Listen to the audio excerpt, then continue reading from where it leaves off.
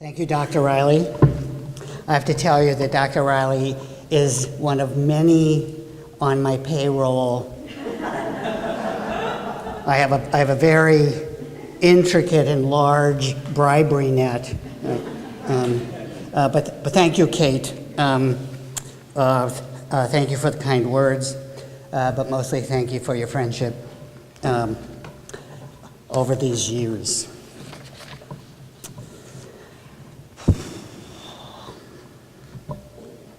There's a famous story of a biology graduate student who was preparing for his written comprehensives.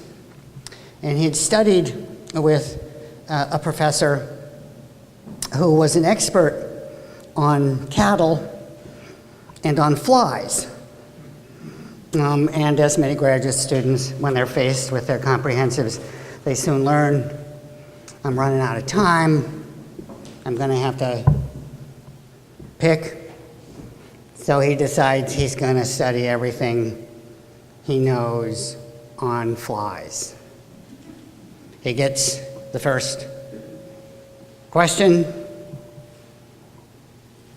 Tell me everything you know about cows. He begins. Cows are four-legged mammals that give milk. Now, around cows, there are flies. And then he holds forth. I'm called today to talk about a very important but very difficult topic. It is, for me, the relationship of justice to global poverty. I have to immediately tell you that if you come expecting a lot of pie charts and graphs illustrating comparative data throughout the world on the question of poverty, you will be disappointed. I chose not to do that, because most people don't understand the statistics upon which those kinds of studies are based, and B, they don't really do much good in the sense of getting to the nut of the matter, which is, why is this? And of course, the simple answer is, we have global poverty because we live in an unjust world. So what I'm going to do today, tell them what you're going to do, then you try to do it, and then you repeat and tell them that you've done it. All right. What I'm going to do today is I'm going to talk about justice in relationship to global poverty, because I want you to see the connections that necessarily have to be understood if we're going to get at the issue in any way that makes justice possible. We begin, I gotta remember how to do this. I said I wasn't going to give a statistic, but I am. All right. Who were the poor? Roughly a little over 7 billion people on Earth. That's a problem in and of itself. 3 billion survive on between $1.25 and $2.50 per day. The lowest is around $1.90. This is an assault on human dignity. Wherever there is poverty, we all are assaulted. And of course, that's the truth that most people will not admit. I have to say, and I'll say it several times perhaps today, we live in a very cynical and indifferent world when it comes to questions of poverty. Right? We who live with all of this, and I say this to everybody in this room and to all of my students, no matter how short you are when it comes to the end of the month in paying your bills, you are not poor. You've made it, all right? You're part of an extraordinary elite in the world, all right? And oftentimes we build these intellectual and social bubbles that prevent us from seeing the rest of the world. Poverty of this kind is not a beatitude. All right? A lot of people hear Jesus say, "Blessed are the poor, for theirs is the kingdom of heaven." Right?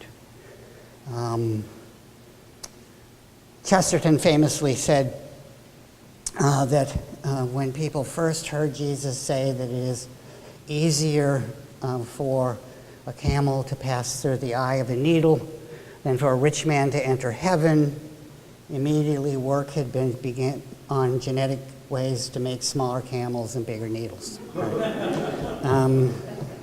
That's not the poverty that we're talking about. In fact, that poverty may in fact be the only solution to our problem. So what I want to do, before I show you some of the connections I want you to see, is I want to encase these remarks in our tradition. We call it the Catholic intellectual tradition.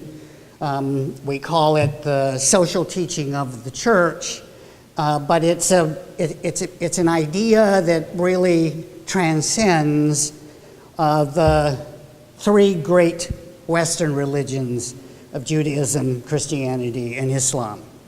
And that is, of course, as most of you know, the notion of human dignity. Human dignity in our tradition is, first of all, transcendent. What does that mean? It means that each human being is created in the image and likeness of God. If you want to know what God looks like, look around, all right? That's what God looks like. And because God doesn't make junk, God doesn't make things that are bad or imperfect, that each one of us then has this incredible dignity of being like God. And that's the Genesis story. That's what's behind the faith traditions that work towards justice and try to overcome the major problems confronting human beings, one of which is global poverty. But there are a lot of people in the world who don't come from a tradition of faith. They don't believe in God. Or if they do, they're not sure whether God is particularly involved in human history. So there's another tradition which is covered by the word inherent, and we're possessed, as Gaudium et Spes says, of a transcendent and inherent dignity, and that's the tradition of human reason. You don't have to believe to understand that human beings are possessed of an extraordinary dignity. This is reason's conclusions about human nature. Part and parcel of the whole of the Catholic intellectual tradition, but certainly part and parcel of the Western understanding of reason's way in the world from roughly the Enlightenment on.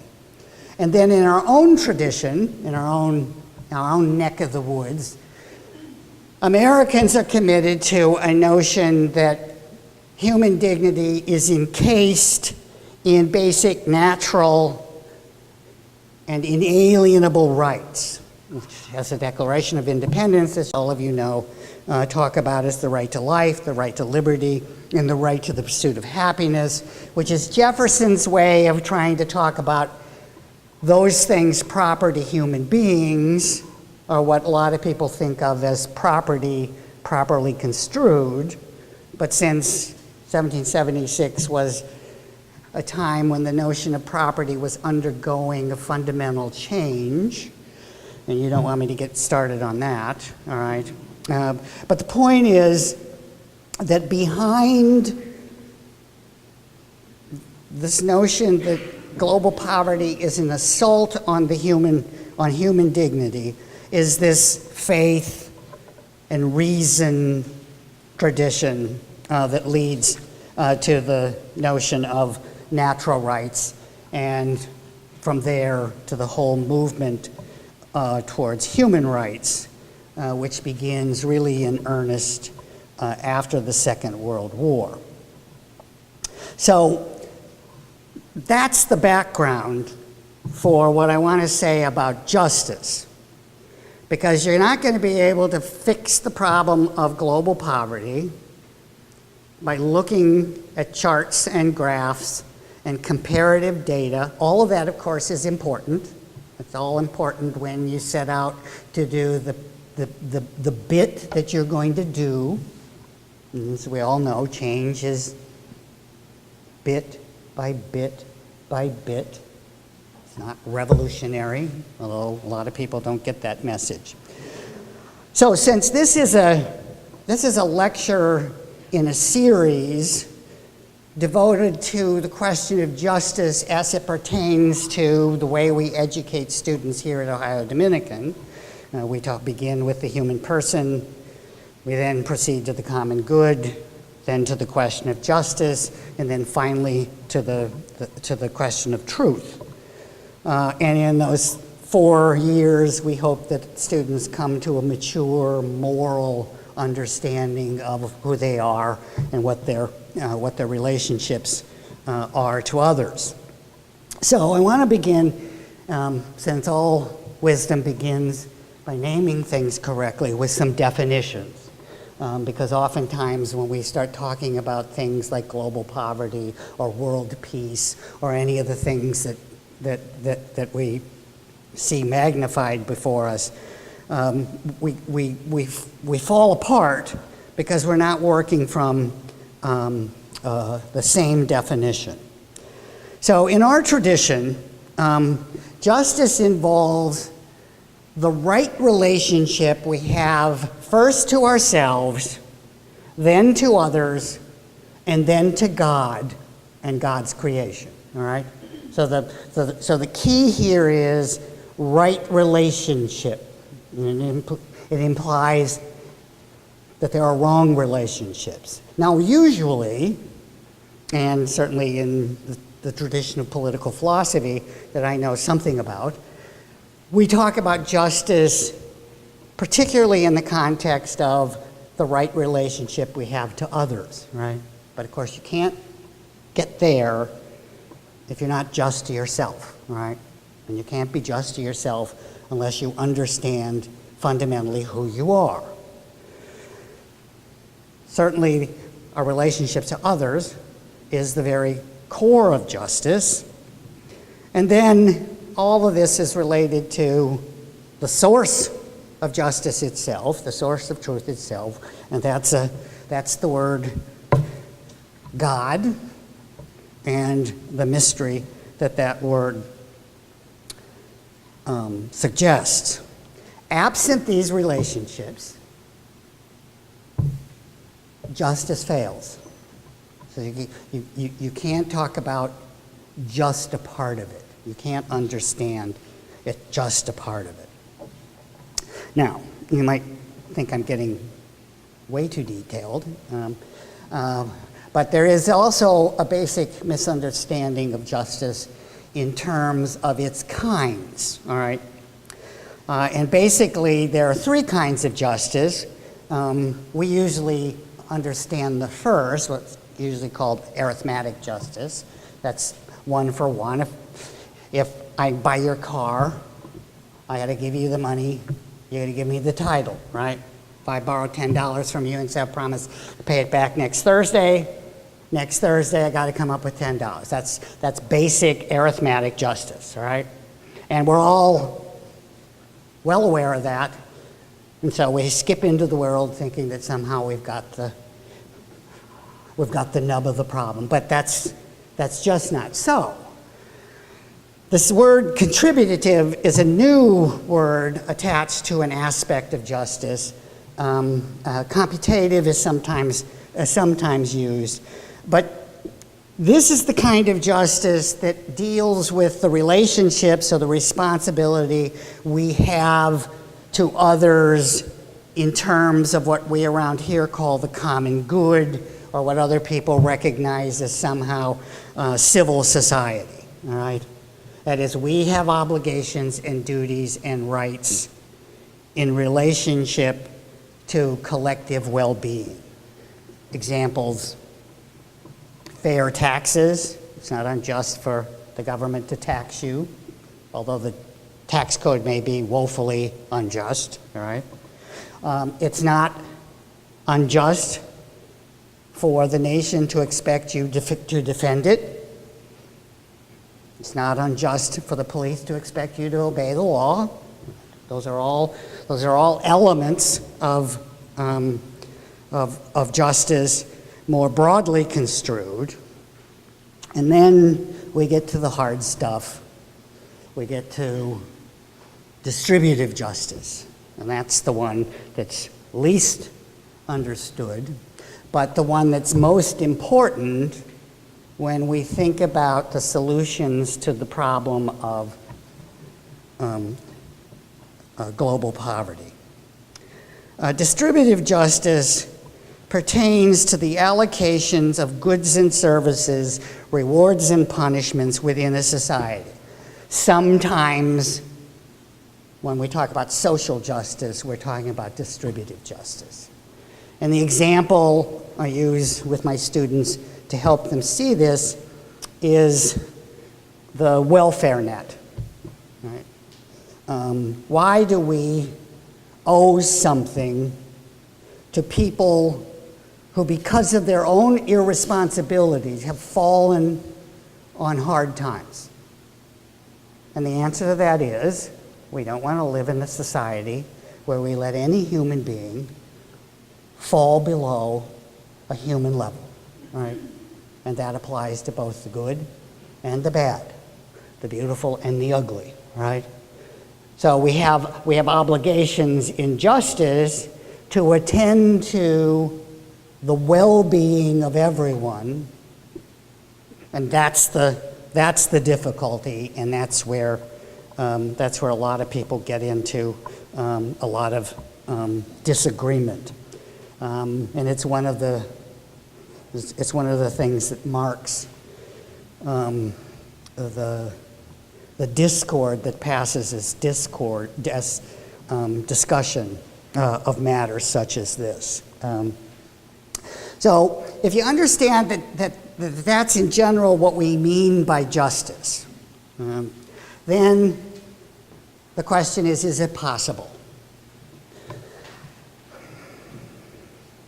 I've been given this spiel for a long time, and this is the first time I've ever really doubted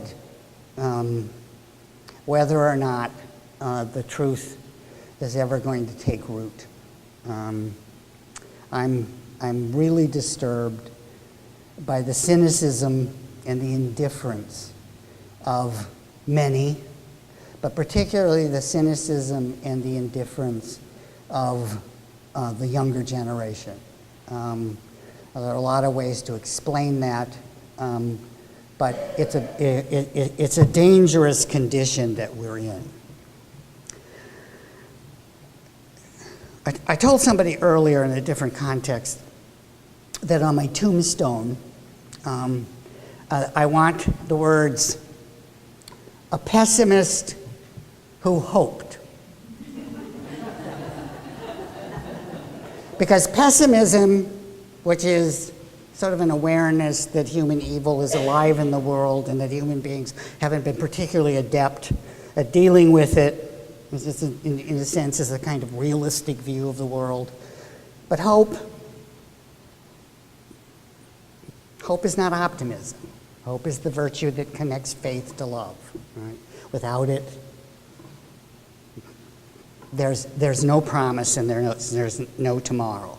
So as worried as I am about the possibility of justice, I still hope that this generation will in fact be able to construct a world which is more just and more fair.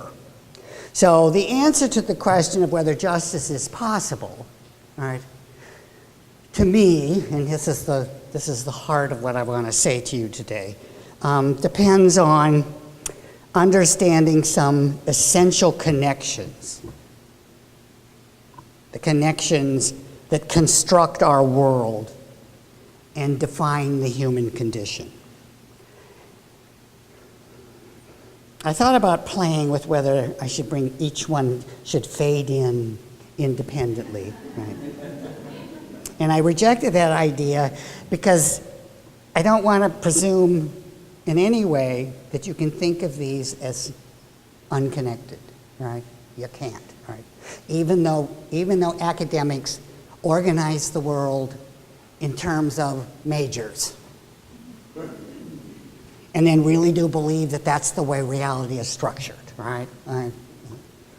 Of course, economics is over in that building. Theology is up there in the cupola, right? Not connected. Yes, they are. All right. So I'm gonna talk about four things that are intricately connected, and because of that connection, are absolutely essential to understanding the notion of economic justice, or excuse me, of global justice. The first is economic. There, I know I promised I wouldn't give any statistics, but here I am. 82% of the wealth generated worldwide last year went to the richest 1%. That should scare the hell out of you, right? Not just because of the unfairness, but because in any society, there's always a gap between the haves and the have-nots, all right? And that's probably not a bad thing, right? But the problem comes when the gap becomes so wide that the have-nots lose any hope of ever getting to the top. And that, ladies and gentlemen, is essentially, in terms of the way we've organized the world economically, that's exactly where we are. Right? And the only thing that will result in the widening of this gap is violence. Because when people don't have anything to lose, right, they lash out. And they lash out in a lot of ways. In terms of the environment, since the beginning of human civilization, humans have wiped out 83% of all wild mammals. All right? That's just one fact. All right? That should bother you. Right? About 87% of the carbon in the earth, it has to do with plants. About 13% with animals, and human beings are like 0.0001% of that carbon. And yet it's that minuscule animal that has, in many ways, altered beyond belief. And again, whether we stepped over that line of sustainability is, of course, one of the questions that you have to study and argue about. But as the Pope says in Laudato Si, if you want to heal the world, then you better listen to the poor. The cry of the poor is the cry of the earth. And by the way, just to bracket, finally, before I die, the Catholic Church is beginning to develop a spirituality of the environment. Thank you, Lord. All right. And I thought I would never see it. Bracket within a bracket. If you don't believe the church is assured through the Holy Spirit, then explain to me the election of Pope Francis. Okay.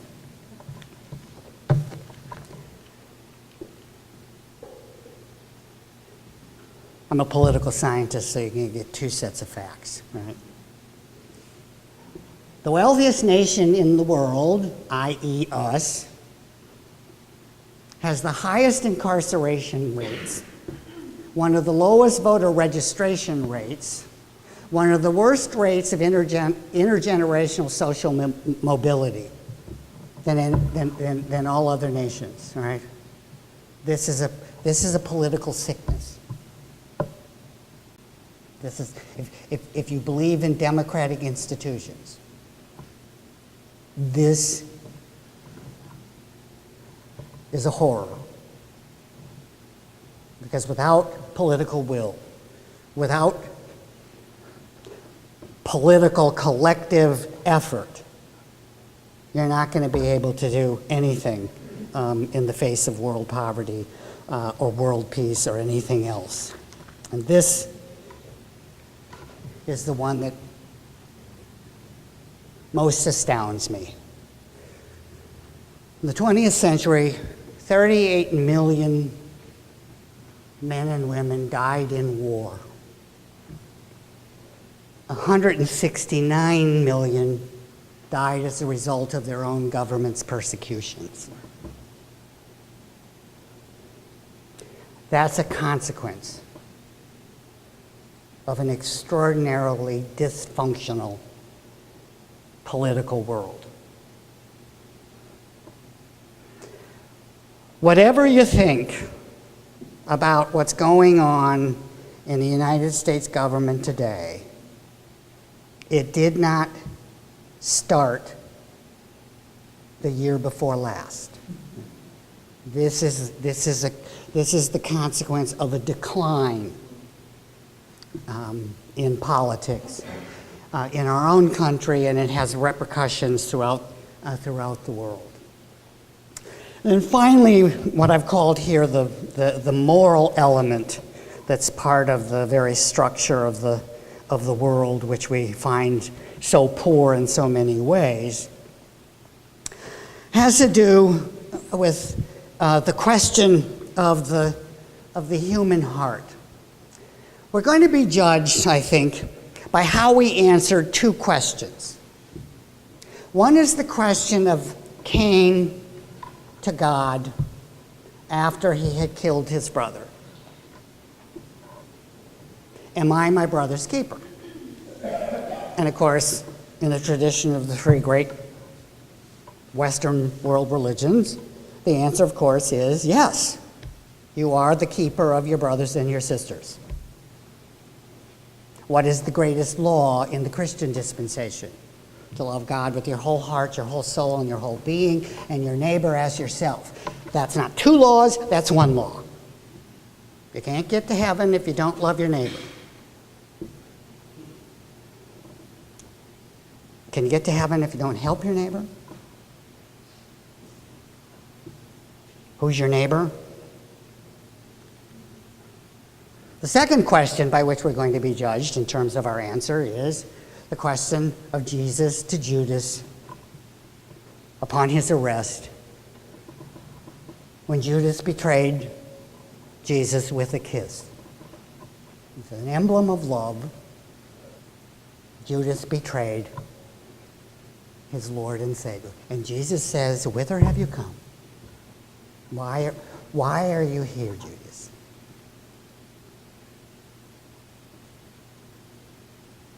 That's where we are as moral beings. And I have to admit, again, I'm not particularly sanguine about our moral character anymore. The point is, however, that justice is the very foundation of love itself. I don't think you can love without justice. I don't think you can love in wrong relationships. All right? You might think so, but I don't think you can. All right? And love, of course, as St. Augustine brilliantly teaches us in that long-lost book that nobody wants to read, depends on the restless heart.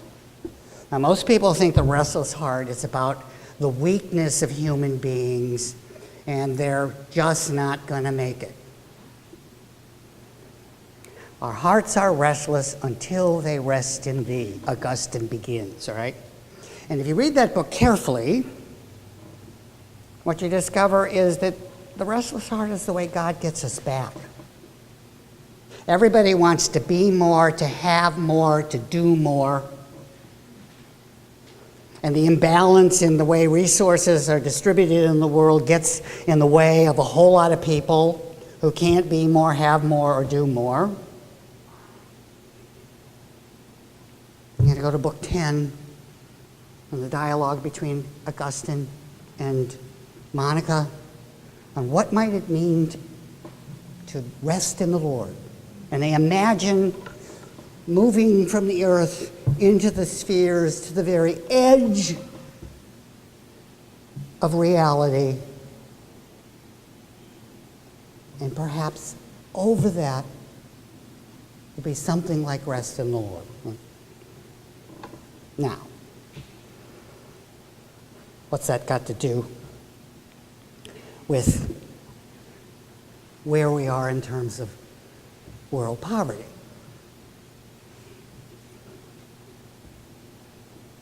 Where do we stand today in the face of this fundamental assault on human dignity?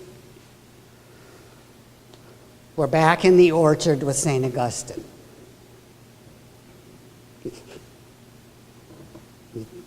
Can you tell anything going on here about what I love? Famous second book of the Confessions, Augustine relates that as an adolescent, he and some of his buddies stole into somebody's orchard and stole some pears. This is just adolescent hijinks, not for Augustine. Was he hungry? No. Were the pears any better than anywhere else? Didn't they have pears at home? No. He did it for the sheer thrill of doing what was wrong. And it's Augustine's way of talking about the kink in the human heart, as one scholar has put it, which has to do, from our point of view, with recognizing the reality of evil in this world. If we don't recognize evil except as some kind of moral abstraction when it comes walking up to our doors, and if we don't understand that it's our hearts that in one way or another that contributes to the advance of evil in the world, then in fact we're gonna miss the boat. So, as my office mate used to say in graduate school, sure it looks bad, he'd say. All right. What are we going to do about it? Well, I come from the tradition of the social teaching of the Catholic Church. And I find in that social teaching a great way of looking at the problems that we have to confront and overcome. So I want to just spend a little time reflecting on that tradition. Now, there's always been a social teaching in the church. It takes on a particular form in our neighborhood. In 1891, when Leo XIII wrote an encyclical called Rerum Novarum, in which he noted that there were some new things going on, all right? And basically, they were the new thing of capitalism improperly construed and socialism improperly construed, usually taking on the name communism. And he said that we were moving in two camps, and that these camps are confronting themselves, each other, and the result is the perpetuation of violence and the discrimination of people and the marginalization of people. He doesn't use those words, but that's the effect of them. And of course, he teaches that the way to solve such problems, particularly the problem of poverty, is through charity. Now, what's going to happen over the next 100 years or so is that the church's understanding, self-understanding, is going to lead, surely, charity, but ultimately to the notion of justice. All right, we owe the poor because it is their right not to be poor. So it's not a question of doing something in charity, it's a question of doing something in justice. So if we move from 1891 to 2015, I'm going to just articulate two moments there, one on the 80th anniversary, a document called Octogesima Adveniens, which is an incipit from a letter Paul VI wrote to Cardinal Roy about the 80th anniversary of this extraordinary document, Rerum Novarum, 1971. And what does he note? He notes that the injustice in the world has taken on new forms. It's no longer a question of the systematic exploitation of the poor by capitalism misconstrued, nor the systematic destruction of human beings who don't buy into a materialistic definition of the human person in socialism and communism. It's now infected the whole structure of the world we live in. And so he makes note of the development of urban life. We move from an agricultural kind of existence to a world where most people live very closely packed together in cities.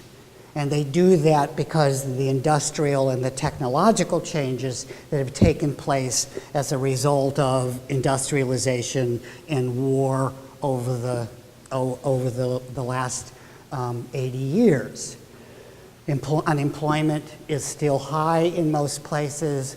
Housing is in short supply. There's a great deal of social mobility, but it's a mobility that dislocates people.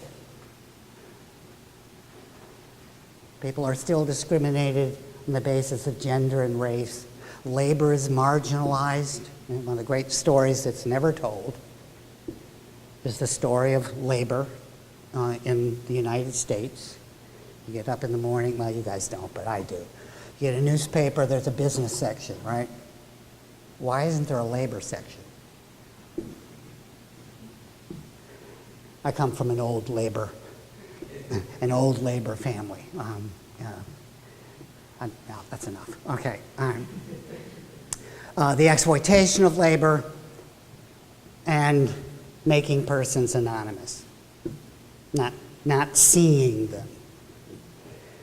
Well, we made any progress? 100 years later, we have unjust distribution of poverty, problems again with marginalization of labor, science and technology altering the very way we live in the world, right? Poverty, lack of education, worldwide unsafe working conditions, the failure of socialism, the Soviet Union implodes in 1991, a fundamental ignorance of the notion that there is a good common to all of us, not just in nations, but a world common good. Again, capitalism misconstrued, consumerism, go down the line, the last being the one that's most important for the understanding of the unjust economic structure of the world we live in, globalization and the development of international and transnational corporations. And so we get, year before last, the Pope articulates the imbalances and the injustices from the point of view of the environment, and we have pollution and climate change, throwaway culture, right, water. 70% of the world is water. 3% of it is fresh. We have access to 1% of it, a little over 1% of it, all right? This is incredible. How many people know that, all right? The loss of biodiversity, the breakdown of society, and we'll call here a global inequality. Sure, it looks bad, right? I'm less than sanguine, all right? But I'm also hopeful. This is a line from Octogesima Adveniens, all right? Without solidarity, an overemphasis on equality can give rise to an individualism in which each one claims his own right without being answerable to the common good. And again, I'm working out of this neighborhood in the world, and we're living in an age where individualism runs amok. Why don't those poor people pull themselves up by the bootstraps and take care of themselves? Solidarity, the virtue by which we're joined together, is balanced with subsidiarity, which is the virtue that respects the individual and the right of individuals and social groups to make decisions at the appropriate level. Those two principles are the principles that are, it seems to me, necessary in any program or any understanding of the problem of world poverty. Again, from Octogesima Adveniens, some advice. 1971, the emphasis was on state-imposed ideologies, that is, closed systems of belief where the ideas that are the source of the logic of policy and events that can't be changed, closed systems of belief, are not the answer. Likewise, I would add, ideologies imposed by parties, interest groups, or social justice types, all right, they belie the truth. We're told we need to go beyond every system, and that's advice to how we think about the way we're connected and related. And again, same document, the appeal to utopia, the Pope writes, is an excuse for those who wish to escape from concrete tasks in order to take refuge in an imaginary world, a facile alibi rejecting immediate responsibilities, all right? This notion that somehow change can take place in great sweeps of history, that violence is the way to clean the field and level it. Those ways only end in blood. And again, back to my remark on the relationship of the haves and the have-nots. Some ideologies look really, really good to people who have nothing. They want something. They want something to hang on to, and so the demagogue that comes along, all right, can build a base of support that will not change. And then the advice again to distinguish the ideology of progress, that we're on this upward sweep from now to a better world, all of it, of course, depending on the development of technologies. We're going to solve the problem of world hunger through the tools that we have. No, that's not going to work. Although tools, again, are important in the everyday alleviation of hunger and disease and ignorance. So, end this less than sanguine presentation. I'm sorry, okay? I wish I could make you feel better, all right? I wish I had pie charts and statistics and data that would indicate that, in fact, you know, with a little magic, we could fix it, all right? But my heart is too restless, all right? So I'll end with this. What is the Christian face that we should offer to the world in our actions, in our thoughts, in our whole way of being? If we're to be the face of Christ in the world, we have to really understand the beatitude, blessed are the poor. We have to reject what has in my time become a fundamental truth that in many ways moves many of our students. Greed is not a virtue, right? It's not.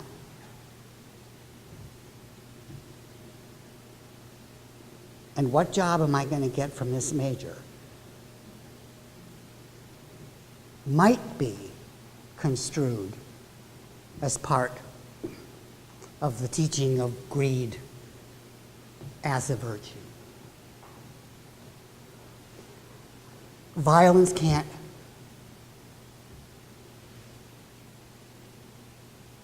create justice. Power does not flow out of the barrel of a gun, as Mao once famously said.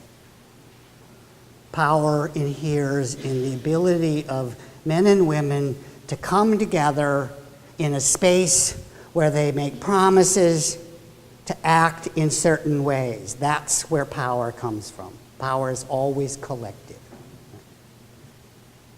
The tools of violence, you know that if we had 1% of all that has been spent in a year on the military, 1%, we could wipe out world ignorance. Every child could be in school.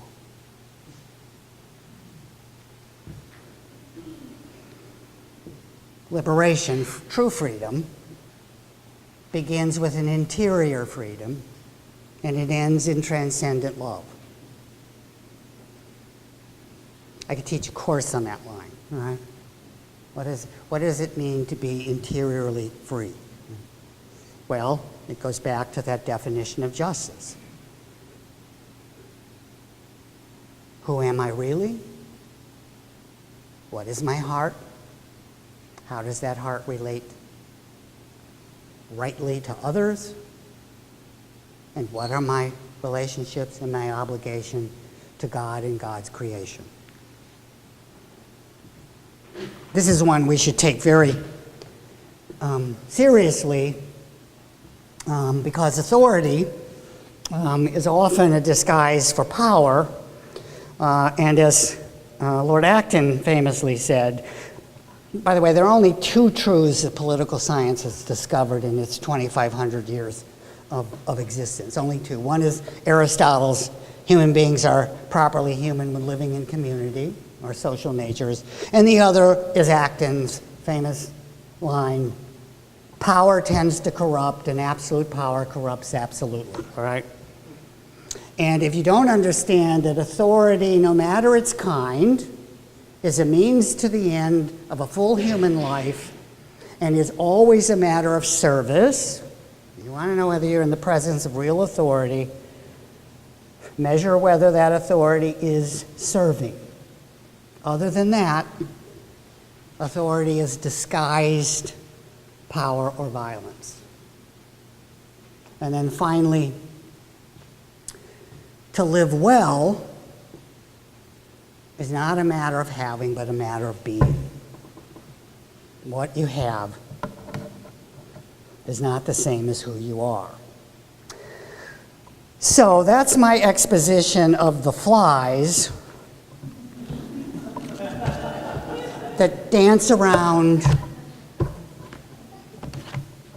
the cow of world poverty. I hope you're not disappointed. So.